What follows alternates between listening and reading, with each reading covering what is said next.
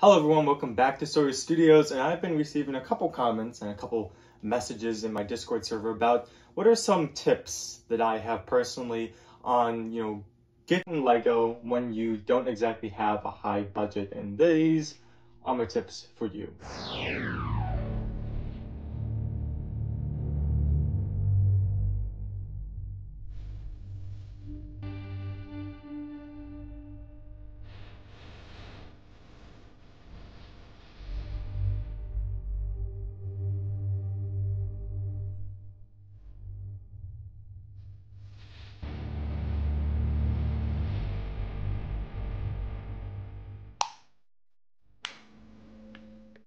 So first of all, I'd like to remind you that we are doing comment contests, and no one has gotten my comment contest from my last video, so I will reiterate it and give it a hint.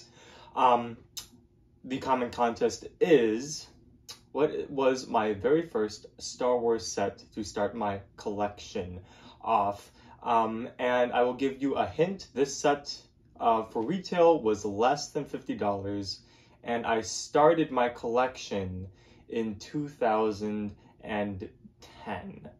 Okay, so it's a set that has to have been made from 2010 to prior. That's my hint. Comment down below what you think my first Star Wars, it was also Star Wars, so there's another hint. My first Star Wars Lego set ever was. Anyway, getting into my advice. So, I'm on a budget, I don't have all the money that I want to get all the sets that I want. What should I do? So this is very important, and part of it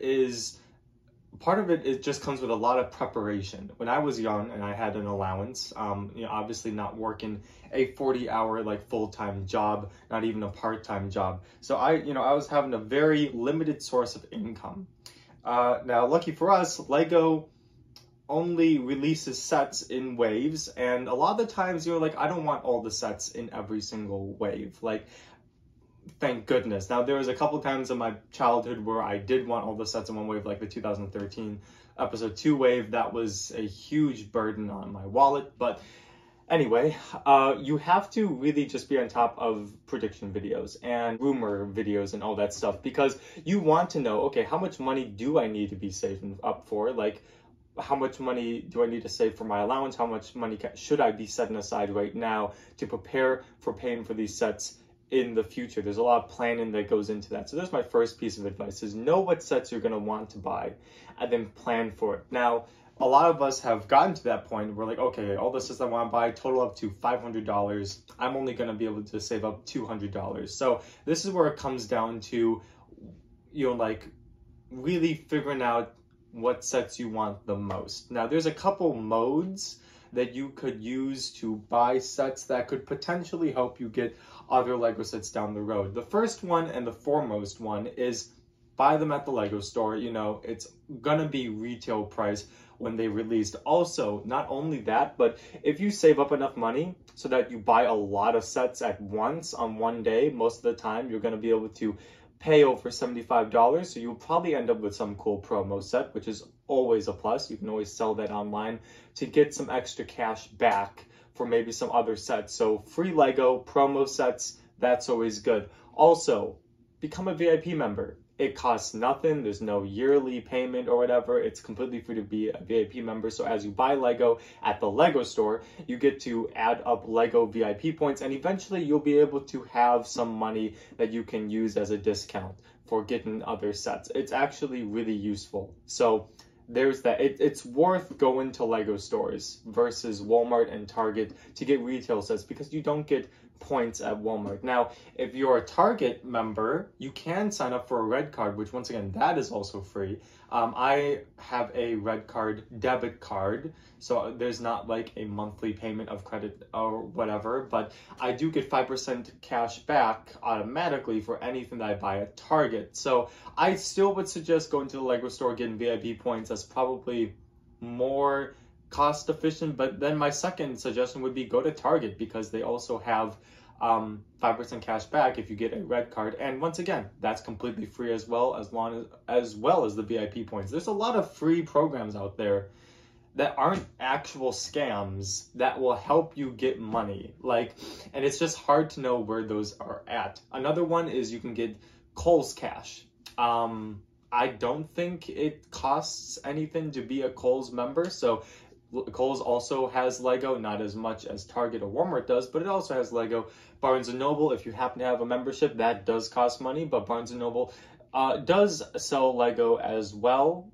Most of the time, however, Lego at Barnes & Noble it's a little bit more pricier than it is at retail. So I wouldn't suggest going to Barnes & Noble unless there's like some sale or whatnot. Now, another cool thing about Target, and another reason why I think you should invest in Target, is that sometimes, actually a lot of times really, they'll do these cool little, if you spend $50 in Lego, you get a $10 Target gift card. That's practically saying, you know, $50 worth of Lego for 40 bucks. I mean, the only difference is that you get a Target gift card, but you get to use that Target gift card later on if you want to buy more Lego at Target. And so buying Lego, I'd say new Lego for retail, it's the best at the Lego store because VIP points and Target because of 5% cashback possibility, and also you get a lot of chances for that $10 gift card every $50 you spend on Lego. Now, there's a couple other things that need to be noted. There are people who like to buy Lego, like new sets, build it, and then sell them one-time built, you know, with the minifigures full. Now, most of those people are on Facebook Marketplace, and sometimes you'll find it for like $5 or $10 cheaper. So if you don't really care about getting your Lego second-handed, you know, like it's already been opened, it's already been built, but you know, everything's still there. If you don't really care about that, that's also a cheaper option. You might only end up saving $5 to $20, but it is cheaper. For me personally, I would rather just pay the extra $5 to $20 just to get new sealed in the box because that's just me. But there is that option for a lot of people on these other websites. So just a list of other places that you can get secondhand and sometimes new Lego, but I wouldn't get new Lego from these sets if they're on sale retail-wise at a store, because mostly all the time it's going to be more expensive because they're trying to make money too, and it's probably scalpers which the set isn't available. We saw this with the 501st Battle Pack, where that was very popular. People would just buy like 5 of them or 10 of them or whatever, hoard them, and then sell them for like twice as much online because people couldn't get their hands on it anywhere else. And so a couple of these websites are eBay. You just have to know what is a good deal and what's not, and the way to find that out is go to Bricklink. This is an amazing, amazing resource for any Lego collector. You can look up any set on there, any minifigure, any piece, the box itself, the instruction booklet, used, new, condition-wise, complete, incomplete. You can look up any sort of Lego set or whatever you'd want to purchase on Bricklink. You can actually buy stuff via Bricklink, and there's a couple categories. One, you get to see what are the options that people have on Bricklink stores. So Bricklink is not just a resource, it's also a place where you can buy and sell Lego, so that's also a good place. You can sometimes find really good deals there. And then you also have the price guide, so it'll tell you what the average of like this set that has been sold in the past 6 months, new versus used, and then the ones that are on sale currently right now today, new versus used. So you can sort of see, am I getting a good deal on eBay or am I not getting a good deal on eBay? Bricklink is just a phenomenal source to really get a good gauge on if you're getting ripped off or not. Another one on top of eBay is Mercari. Mercari also tends to be a little bit on the pricey side. Sometimes you find some good deals. You just have to keep looking. Facebook Marketplace is an excellent place to look because most of the time people are using Facebook Marketplace because they just want to get rid of stuff. And people like that, you can usually negotiate the price down. It's also just really good to find locally. And also it's, you know, incorporated shipping stuff now. So you can look for stuff all across the United States. Other really good sources, Craigslist. I feel like people forget about Craigslist a lot. I found a lot of really good deals via Craigslist. However, there are some scams out there, so you have to be really careful because Craigslist doesn't have the same buyer protection as eBay and Mercari.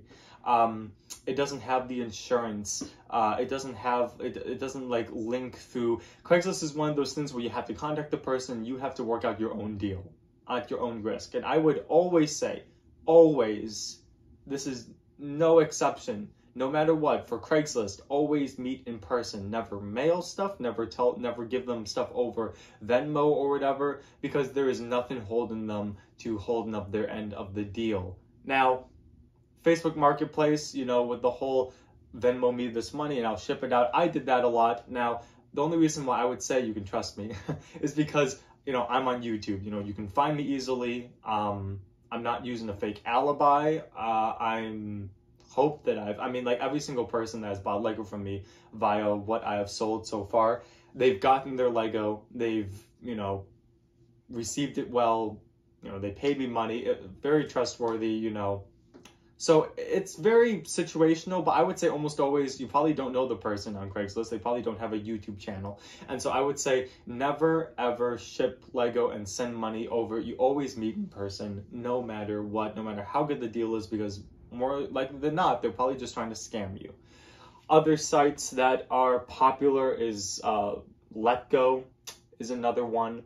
And there's countless of other just off-brand secondhand sites that you can just sell toys, sell Lego on. So, you know, have all of those on your phone, you know, check them daily, etc. You never know when you're going to find a really awesome deal. And it really is just, part of it is you just kind of have to be looking for deals, because you could miss them, because you're not the only one looking for deals. There's like 50,000 other people looking for deals at the same time everywhere. And so, it, you know, if you're able to snag one, that is good for you. And it's just very difficult.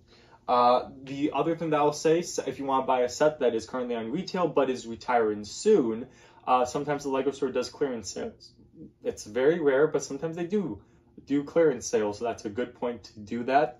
I'd also say Target and Walmart does clearance sales as well, quite a lot. Target especially has some really nice deals near the end of Lego lifespan. Usually there's only $5 off, but hey, that's $5, you know, $5 you can save for later.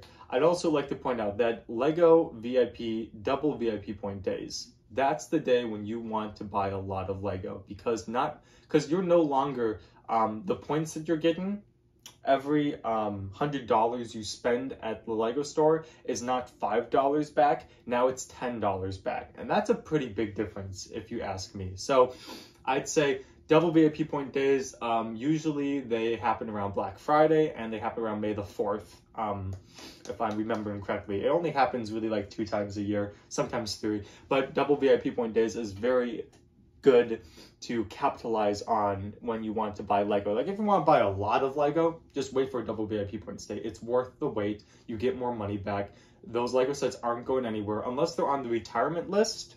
They're not going anywhere. You don't have to worry. You can just wait and just wait. Just be patient. A couple of other things to mention about saving money on Lego, or when you're buying Lego on a budget, is, once again, you need to make sure, hey, this is a set that I really genuinely want.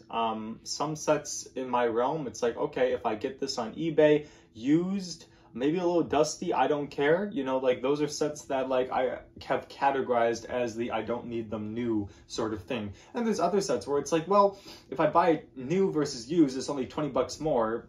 I think that's worth the $20, and then I'll get it new.